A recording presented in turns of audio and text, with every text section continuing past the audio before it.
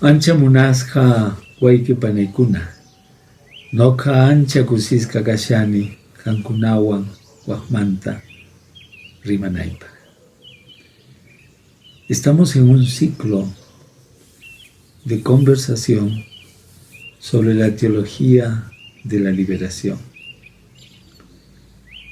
En este tiempo en que el llamado padre de esta teología, sacerdote peruano Gustavo Gutiérrez, ha cumplido hace poco 95 años. Y esta teología tenía que nacer en Latinoamérica, concretamente en el Perú.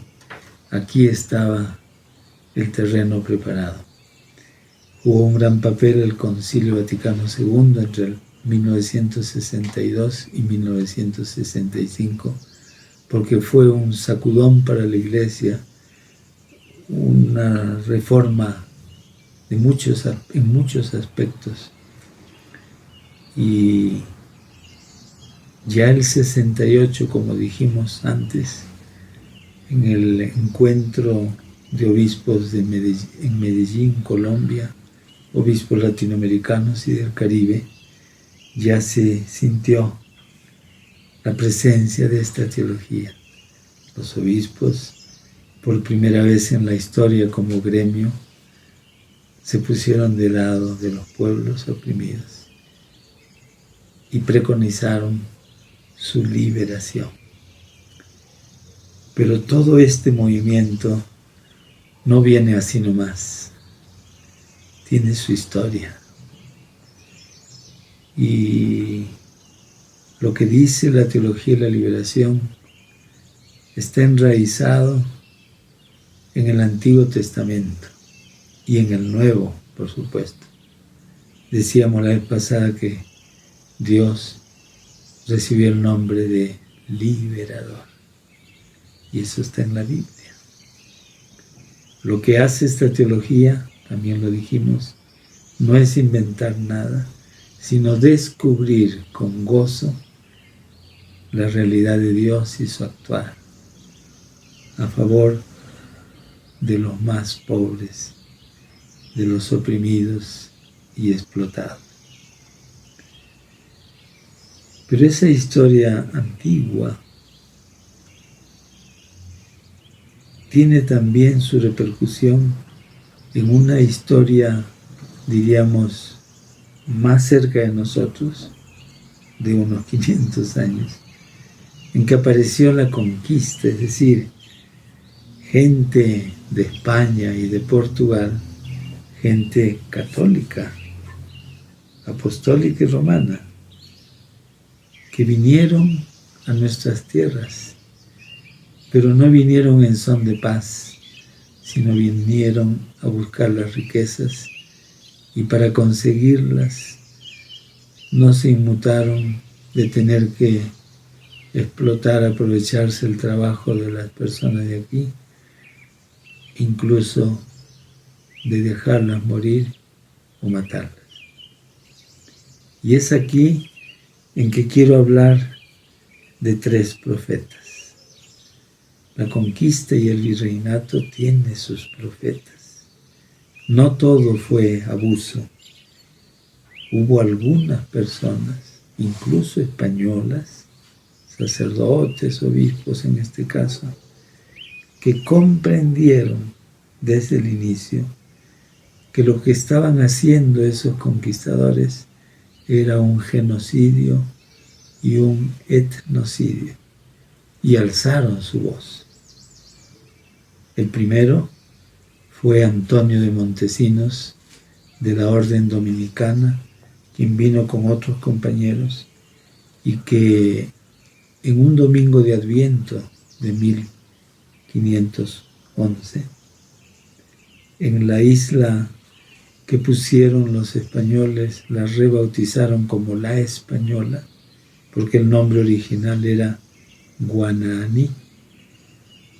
En una misa dominical, Antonio de Montesinos saca ese espíritu profético del Antiguo Testamento, como Isaías, como Jeremías, y en la prédica les dice a esos españoles, el gobernador de la isla era el hijo de Cristóbal Colón, se llamaba Diego y estaba con los otros conquistadores, pero él les dijo, ustedes españoles han venido sin que nadie los llame y han venido a oprimir a estas gentes inocentes.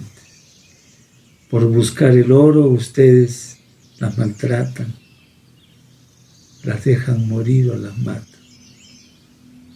Si ustedes no se regresan a España y dejan a estas gentes tranquilas, así como vivían antes, se van a ir al infierno. Nos podemos imaginar la cólera que esta homilía produjo en esos conquistadores. Entonces fueron al convento, Diego Colón y otros, a reclamar por qué había hablado así este sacerdote. Y dieron un plazo de 1 semana para que al domingo siguiente Antonio Montesinos se retractara. Se reunió la comunidad y dijo, no podemos retractarnos. Está clarísimo en el Evangelio. Tenemos que gritar frente a los abusos, frente a la muerte injusta. Y Antonio Montesinos volvió al siguiente domingo y habló todavía más fuerte. Se molestaron nuevamente los conquistadores y poco tiempo después despidieron a toda la comunidad, la botaron a España, porque ellos no habían traído a los dominicos para que les llamaran la atención, sino para que los apoyaran, diríamos, en esa conquista. Eso pasó en 1511. Hay que decirlo, en esa prédica famosa estaba una persona interesante que se estudia en secundaria, Fray Bartolomé de las Casas. Él era un sacerdote diocesano que había llegado con los conquistadores y por tanto le tocó tierras, gente, tenía sus esclavos en Cuba. Y esas palabras de Montesinos quedaron grabadas en su mente y fueron dando vueltas y el Espíritu Santo empezó a actuar en este hombre. Y fue en 1514 en que como sacerdote tenía que preparar la homilía de un domingo y le tocó el texto del Eclesiástico en el Antiguo Testamento, capítulo 34, versículos del 18 al 22. Y ahí decía que Dios no acepta la ofrenda de los impíos, de los injustos. Y se sintió Bartolomé de las Casas aludido. Y de un momento a otro descubrió todo. Y como digo siempre, se convirtió al Dios de los pobres y a los pobres de Dios. Llamó a sus esclavos, les pidió perdón entre lágrimas y les dijo, yo desde hoy voy a ser su defensor. Me voy, los dejo libres. Voy a ser su defensor. Y lo cumplió. Hasta los 92 años se fue a España y siempre los defendió ante el rey, escribió libros, hizo todo lo que tenía que hacer. El tercero se llamaba Francisco de Valdivieso, un obispo también con un gran corazón y que veía tanta injusticia, y él dijo, le habían advertido que no defendiera a los indígenas porque el gobernador quería ya matarlo, y él dijo, yo me quedo con ellos. Y el 15 de febrero de 1550, un policía dependiente del gobernador, esto fue en Nicaragua, lo acuchilló, lo mató. Solo le doy 3 ejemplos de los muchos que hubo en esa primera generación de obispos españoles después de la conquista.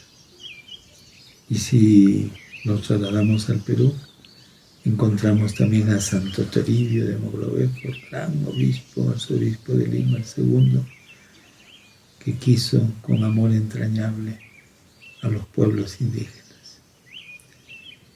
¿Por qué hablamos de estas cosas? Porque todo lo que brota tiene su historia. Y hay que añadir algo importante. Ese pueblo maltratado, oprimido, despreciado y asesinado, ese pueblo en esas condiciones se constituye también en un pueblo profético, porque la profecía es individual, pero también puede ser y es comunitaria. Es decir, con todo lo que les pasó y con sus reclamos que también hicieron, se constituyeron en un pueblo profético que hasta ahora nos hace pensar y nos hace preguntar cuál debe ser nuestra actitud si nos consideramos seguidores de Jesús. Y aquí vemos, pues, relacionando con nuestra vida actual, que estamos llamados y llamadas a ser profetas y profetisas. Es decir, a no dejar pasar los abusos, las injusticias, las maldades de ciertas gentes que tienen dinero y poder político, sino saber alzar la voz en el momento oportuno. Yo diría que es lo más difícil, pero es lo absolutamente necesario. Como digo, hay riesgos. Puede sobrevenir no solo la calumnia, sino el asesinato, pero Jesús ya lo había advertido. Si leemos Mateo capítulo 5 hasta el 12, encontramos las bienaventuranzas y Jesús declara bienaventurados a los que sufren persecución por su causa y por la justicia. No se trata, pues, cuando hablamos de la teología y la liberación, de recordar simplemente, no. Ese recuerdo tiene que ser un recuerdo activo que promueva nuestra actitud. A eso tiende la teología de la liberación. Decíamos la vez anterior que en ese descubrimiento de que Dios es el Dios de los pobres, toma pues Dios, se le da un nombre de Dios liberador. Qué interesante sería que nos preguntáramos siempre qué significa liberarnos. Liberarnos de tantas taras que tenemos como individuos, pero también liberarnos de las opresiones que tenemos como pueblo. Y si hacemos eso, estaremos yendo por ese camino de Jesús. Y la teología de la liberación es el camino de Jesús y lo iremos descubriendo en las siguientes semanas. Y con esto, amigas y amigos, con el cariño de siempre y agradeciéndoles su audiencia, les digo, Hamu Semanakama y Kisinkama.